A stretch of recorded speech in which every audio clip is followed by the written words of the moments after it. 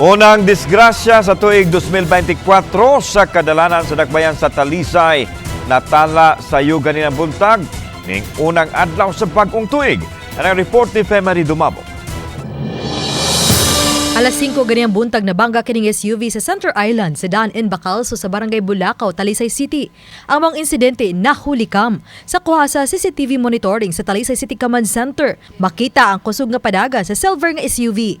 Sa pag-abot sa lugar, makita nga mi-apply pa og brake apan uwahi na kay midas magang SUV sa Center Island.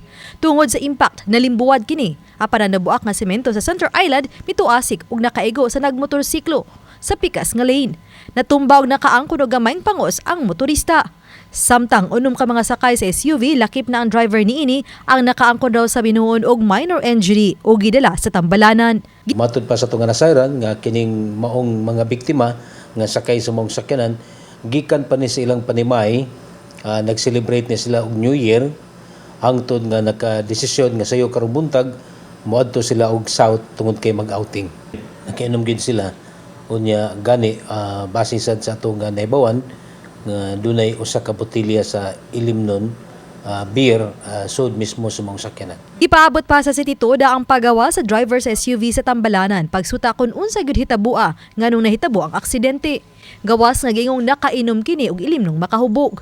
Subling pahimang nun itumulak sa mga driver. Nagsige na tayo ni paghinomdom sa diyang nagsidangat na ang atuang holiday season.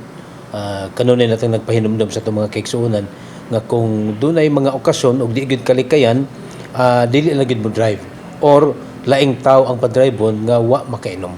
Oba ni Cleofer Lumayag, Femery Dumabok. Balitang Bisdak.